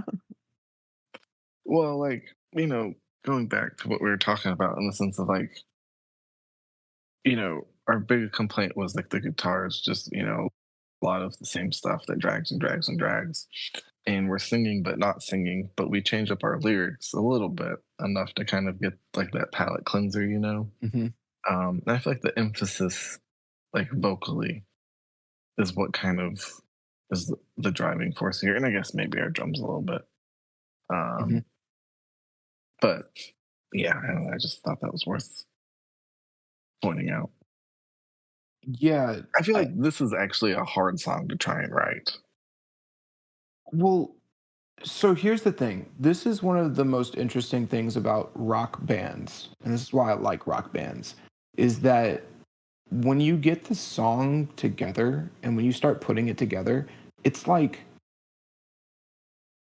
if everybody in your band is a very good musician, and if they're all on the same page on like what sounds good and how to make things work, you can just come up with there's so many complexities, right? That can just happen sporadically, that it will just be, the drummer could be doing that and the guitarist would have never noticed, just because the guitarist is doing the guitar and the vocals are doing the vocals, but the drummer will do these little things that are just for the drummer. And the bassist could be doing crazy stuff too, and so you get this mishmash of like different personalities and styles, um, kind of doing their own thing. It's one of the most irritating things about a lot of like rap music and pop music nowadays. Like, it's funny going back to Taylor Swift. I'll throw a little bit of like a shade at her, not shade, but I'll throw a little bit of a critique at her. Is like when she starts her songs and the drum beat comes in on her songs, on like 95% of her songs, especially the newer songs, that's the drum beat for the whole song. It's not going to change. There's not going to be any difference. There's not going to be any deviation from that. And it's usually very simple. Do, ch, ch, do, ch, do, ch. And it's like, cool, that's the drum beat for the next 3.5 minutes. And it's like, if you have a drummer who is playing the drums, you're going to get these little moments like this that are like interesting and special. And you might not notice them for like the first few times you listen. And you might not ever notice them if you don't have the right ear for it and if you're not like tuned into it. But like it's still there and it's unique and it adds character to the song. So anyway, that I think that's just something to be said about like real people playing on real instruments who, you know, know what they're doing and are familiar with the song. So yeah, what you think about that? Aubrey, are you there? I think Oh, I am. Yeah, yeah, yeah. Sorry, I thought I had muted my mic, but I did not. Um, I think one, you don't need to be Taylor Swift's next song topic, so you got to be careful. T Swifties will come for us. Okay, listen, there's more of them than there are us. I don't need Taylor Swift flying her plane to my apartment complex. um, no, I mean I think you pretty much hit everything I would want to hit. Yeah. It's interesting. I think now so much of my music listening, like the vast majority of it, like I played drums when I was a kid, well, a younger kid, um, and then I transitioned to guitar. So I feel like a lot of times when I'm listening to music, I'm mostly focusing on guitar, and sometimes the other instruments I don't pay as much attention to. So like after we finish this episode, I'm gonna go back and listen to the song and pay more attention to the drums, Hmm. um, just to kind of pick out the nuances that you're talking about. Um, Yeah, it's funny because, like, again, not bragging, but like when you get to the high skill level on guitar, it's almost like you start to be able to catch the patterns, like the things that are like, oh, I've heard this before. Like I've yeah. heard this type of riff before. And so once you understand, as like in the chorus with that call and response, the da na na na na na na na, like, okay, cool, that's the guitar part. I can almost just tune it out for a bit and listen to other elements of the song because I'm like, yeah, I've got it. Um, and so that was kind of what happened. Was I was like, okay, yeah, I've got the guitar, and then the first thing I hear is the guitar. And I'm like, oh, okay, that's what they're doing with the guitar. And then I go straight to the vocals, and it's like, oh, 100 million years old, that's super cool. Transcendent creature, that's super cool. And then it was on like my second or third time listening through where I was like, I think it was when I was trying to figure out what the drums were doing in the verse because the verse was confusing me. And then it goes straight into the chorus, which actually that's something we didn't bring up is that there's no pre-chorus. We go straight from the verse to the chorus, which is pretty good because, this is the type of song that is supposed to keep moving. It's a fun song. Yeah. Um, but yeah, yeah, and I noticed that on the drums because I think I was specifically paying attention to them, and I was like, it was almost like the more I listened to the drums, the more I was respecting them and Hmm. wanting to hear more. Because I do have another note. He actually switches. I'll cover this now. Actually, the third chorus is doubled, and he actually does blast beats throughout or not. Yeah, blast beats throughout the whole second half of the third chorus on the double. The batu batu batu batu, which is it's with the tempo of the song, it's actually like slow blast beats, which is kind of fun. It's kind of interesting. Hmm. Um, but yeah, the drummer's going nuts all throughout this song, and it's really cool to listen to. And he just does lots of weird things. So anyway, yeah, just kind of what I just wanted to kind of address that, like why how I started listening to that because the verse was weird to me, but then once I found the beat, I was like, oh, this is a really cool beat, and then I just kept listening to what he was doing throughout the song, and I was like, oh, he's just going nuts, like he's just doing his thing. Um, so yeah, that type of like liveliness and human element, you're just not going to get that from like synthetic drums, and so I like it, I appreciate it. Um, but yeah, so then unless you got anything else on the second chorus, we Nah, we can move on. yeah, so we come out of that into like a little bridge with vocals where he says he's not really singing, he just says yes indeed, serve it up hot, yes indeed, like this. Um yeah, kind of fun. It kicks off. I don't think there's anything crazy happening music. Well, no, that's not true. So that jumps into like a little musical interlude. It's not really a guitar solo, but it is very guitar centric. Yeah. Um, but it's more of like a soundscape that they create. Eh, yeah. It's This kind of reminds me of like I find myself asking like, how did they come up with these effects? And I really, the honest answer is that I don't know, but it sounds like almost kind of video gamey, like the wah, wah, wah, wah, wah, wah one. Yeah, Um, yeah. It's almost and like a delay type of thing. Yeah, to me, it sounds like they just have some kind of effect, and then he's like not really strumming, but kind of almost doing like some kind of weird. I don't want to say a rake because that it's not a rake, but he's somehow manipulating the strings to it could be get. like a pick scrape or something. Yeah. Yeah, Um, I think just in general, there's a lot of like. So my note specifically is that there isn't anything that is super crazy or distracting. Like nothing really is like sticking out like a sore thumb as like in a aggressive way, but it's very weird and lots of weird little interesting sounds. It sounds like I think there's maybe three guitars playing. Like we've got a rhythm guitar and then we have like an effect guitar, which is what I think we were talking about with mhm. like a pick scrape or something. And then there's like kind of lead guitar that comes in, but again, it's not really doing a solo. Yeah. It's just kind It's of jamming. yeah. I think if you had taken any of them by themselves, it would sound not great. But like the three of them together, it makes sense. Yeah, exactly. And I think that's super cool. And actually stuff like that is really hard to do. Um like it's really hard to write a guitar part that's sort of just weird on its own and to have like to just play like one little part and then know that you're going to fill the space with another weird part, you know?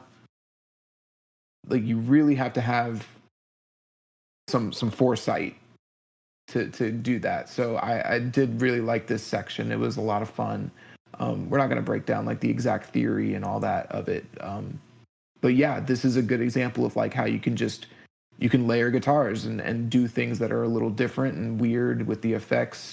We talked about effects earlier too. Like there's so many different ways to be creative and to have a cool little interlude without shredding or going crazy, you know, or doing anything that's like super insane skill wise. Like you can be creative in so many different ways. So yeah.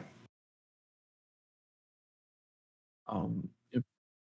yeah, so then there's like a quick little pause, some snare, and then we get into the third verse. Again, musically, the third verse is a copy and paste, but oh, hold on. I'm gonna drink a little bit of water real quick. Yeah.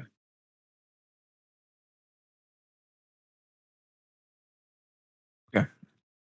E- So yeah, then we get into the third verse, and the third verse musically is a copy and paste.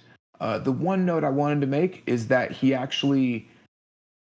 So here's kind of the issue. It's actually kind of weird for rock songs to have a third verse. Usually the goes from the interlude to the chorus, but I think he wanted to finish the recipe because the lyrics are grab a biscuit cutter and pack it till it's filled, stick it in the reefer for a little time to chill, butter up a skillet, fry till golden brown, find yourself a beverage and wash it all down. So we have the conclusion of the recipe.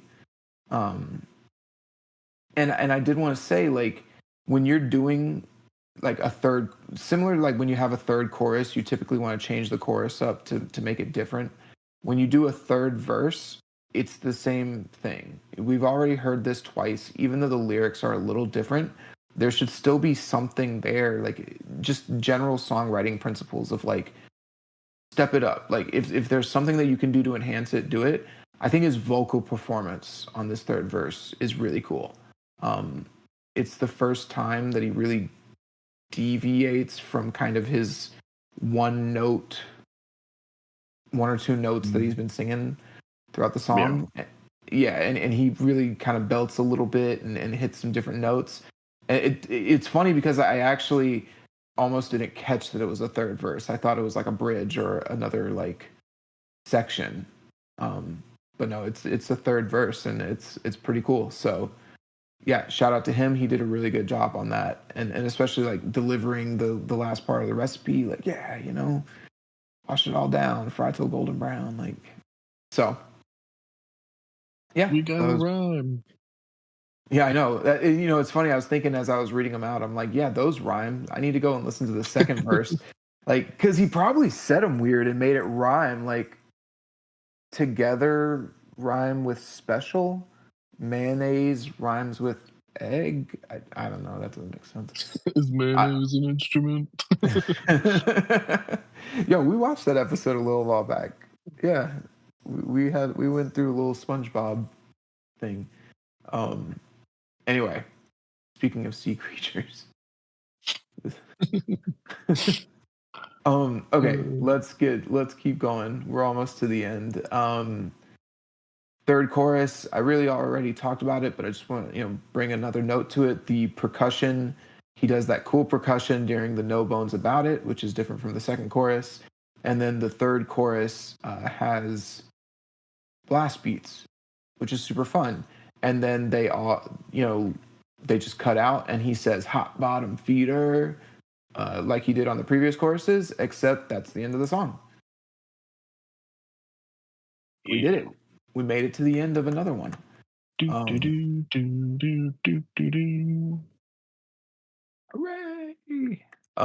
So let's see. I'm gonna just run through my kind of final notes or like my overall notes. I think we pretty much agree on most of them, but if you've got any differences, just chime in and let me know. Otherwise, I'm just gonna go. All right. Yep, sounds good. Cool. So the purpose of this song, they love crab cakes and wanted to write a song about it. It is a very, I wrote, it's a very unique topic, and the song sounds like something that would be played at like a seafood or a crawfish boil or some type of party, at like a Louisiana backyard. It's very cool. So I think it's actually really cool that they wrote a song about a topic that they thought was fun and that they wanted to write about, but also the song is the type of song that can be played at a relevant event to the topic of the song. I think that's really that's good songwriting, and so that's what the song was written for, is something that they like and they care about, but also whenever they have a crab cake party or a crawfish boil or something, they can play the song there as well.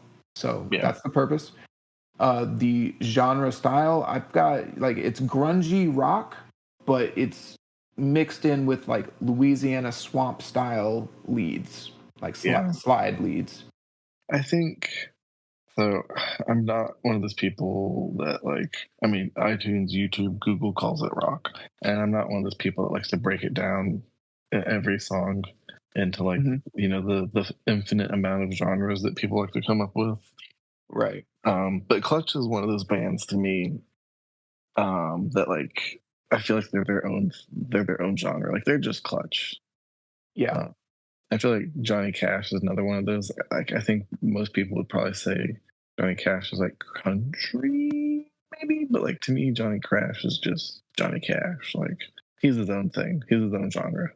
Yeah. Yeah, I think there's this element when you're a musician and you're very well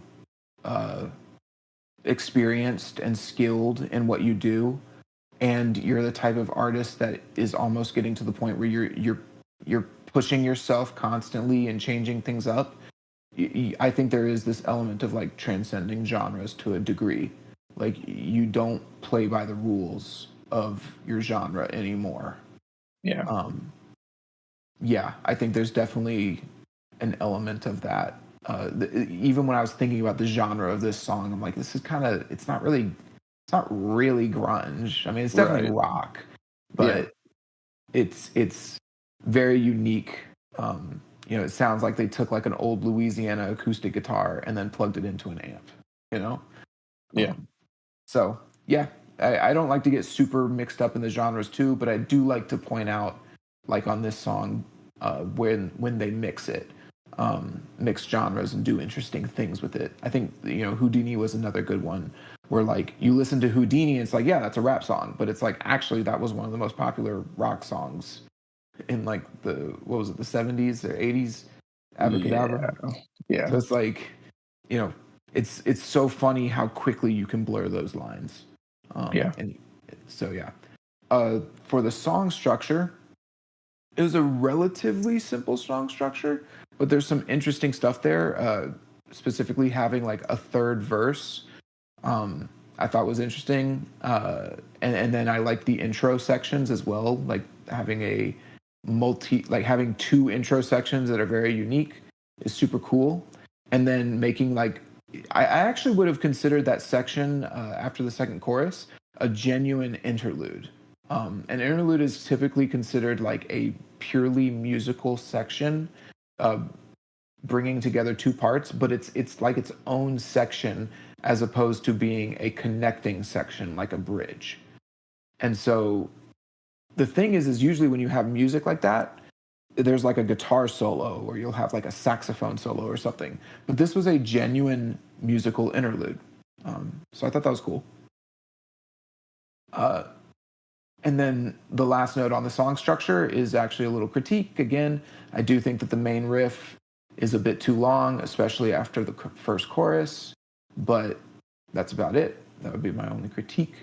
Song structurally, composition, there's a lot of really fun musical elements in this song. The drums are super dynamic. The guitars are really cool. There's lots of good layers, and the vocals sound really good. Um, the one critique I would maybe have, and this is just another thing where I was thinking like, well, why wouldn't Clutch be more popular? The drums might even be too dynamic. They might be doing a little too much. Uh, that might be a controversial take, but sometimes, for example, like I'm a pretty accomplished musician, and if I'm listening to a song for the first time and I'm having trouble like finding the beat, the average person, it's kind of a catch 22, right? Like some people might listen to it and just not even pay attention, just no clue.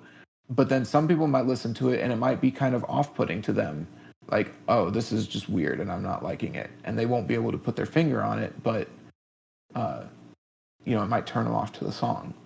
So just something I noticed and wanted to note, like sometimes when you're overdoing, especially with drums, if you're overdoing it with drums, sometimes that can have the reverse effect.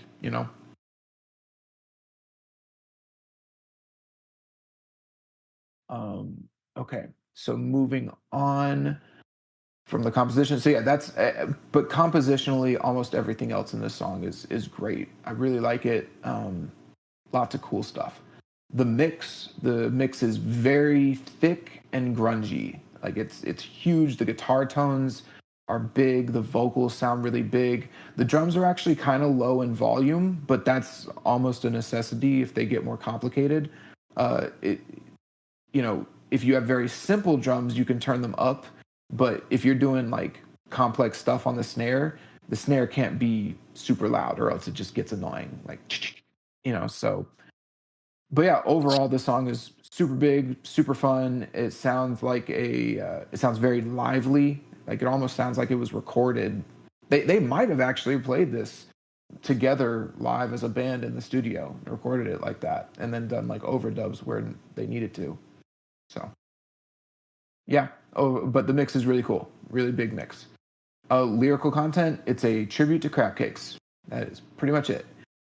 It is literally a recipe, and I searched it, and apparently, according to Reddit, it is a very good recipe. So, um, okay. Themes. The theme of the. Okay, so actually, this is another slight critique, maybe. But regarding the theme, there isn't a theme on this song, really. This song doesn't really have a deeper meaning, and that's kind of the purpose. So, again, you know, you don't want to be, or you don't want to like overthink something that's not supposed to be overthought to a degree. Like, it's a fun song about crab cakes. You can't, if I don't want to knock it for not being deeper than that, but also I can't, you know, I at least just wanted to note that. I wanted to note that this is not a deep song. It's not like a super deep, meaningful work of art. It is a simple, fun song about crab cakes. So, and that kind of leads into my final kind of like artistic. What do I think about it overall? And I mentioned this earlier, but yeah, I think that art is supposed to reflect the human experience and reality. I don't like boring, redundant music that talks about topics that have been addressed 1,000 million gazillion times, and I don't like it when songs address those topics in very boring, bland ways. This song is extraordinarily unique. I've never heard a song about crab cakes, and it addressed it in a really interesting way by actually giving a crab cake recipe, and it captured the setting and the environment of like a crab cake, like when you might be making a crab cake and when crab cakes would be eaten. It captures that really well. So I like this song. It's not the greatest song I've ever heard, uh, you know, but it is very good at what it wants to be. It accomplishes it. So yeah, it's a thumbs up from me. I wonder if they've ever played this song live. I'd be blown away if they didn't. I feel like this song That should be like a cult favorite amongst their fans. I'm gonna see what Google has to say. I feel like it's a song like you can't play live. You can't? Uh-uh. No way, dude. This is absolutely a song you can play live. I feel like this song was meant to be played live. They have played it live. Yeah, this is like totally a live song. I just I feel like it's a risky song to play live. Nah. Here's the thing. Can I tell you something? All you Always. got to do is bring crab cakes out on stage and start throwing them into the crowd. Like a crab cake cannon, like a t-shirt cannon. Yeah, yeah. Like there's so many fun things you could do with this song live to like really, you know, make it interesting and lively. Yeah. I just Okay. Um. Sorry. What were you gonna say? I was just gonna say I just feel like I don't know how it would feel if they I mean, I'd like it because I like the song, but I feel like it's such a weird direction to take live. But they've done it It's may. successfully. It's funny. Maybe I would have to listen to more of their songs to understand what you mean. Um. Because right now, to me, I'm That's like, oh yeah, this is fun. This is totally fine. But if this is such an interesting, like, viewpoint to only know this one song by them, really. yeah, like to me, Clutch is a southern rock band that likes crab Yeah, cakes. which is I think that's a fair, like, place to put them. Hmm. Well, But man, yeah, we did it. we did it. Very Hooray. cool. Hooray. Um, Cam, this is a good time to mention the things. Yeah. Um. So the real quick, I'll give a little teaser for next week. Um. I want to talk about Ariana Grande's new album, Eternal Sunshine. I haven't decided what song. I really think you should listen to that whole album. It's short. It's only like 30, 35 minutes Like because I hardly an actually album. want what? So that's like hardly an album. Yeah, I know. I know. How many songs But are on it? I think like 12.